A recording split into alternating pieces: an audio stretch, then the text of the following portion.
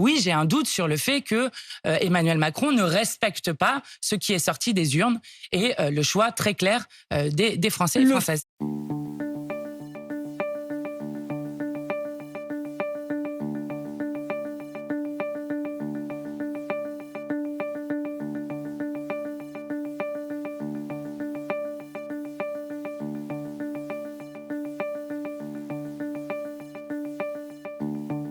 Gabriel Attal doit s'en aller, le président de la République aurait dû accepter sa démission et en quelque sorte faire un gouvernement qui gère les affaires courantes, le temps... Sans chef ?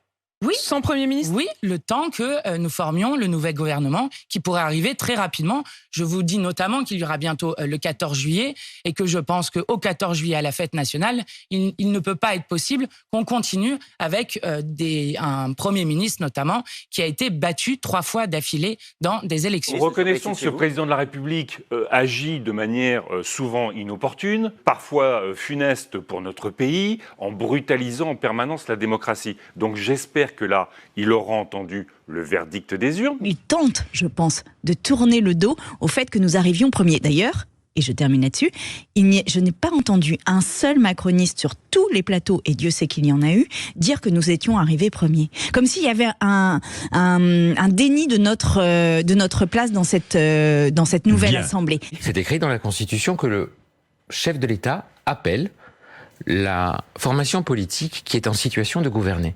Peut-être que le chef de l'État, mais vous avez peut-être plus d'informations que moi, est en train de se dire « je n'ai pas envie que ceux qui sont arrivés premiers gouvernent et je vais demander à ceux qui ont perdu les élections de se mettre ensemble pour gouverner ». Ça pourrait arriver. Et il pourrait d'ailleurs même trouver une coalition assez large avec les Républicains et ses propres amis. En fait, nous sommes pragmatiques. Voilà, il y a une situation qui est qu'il n'y a pas de majorité absolue.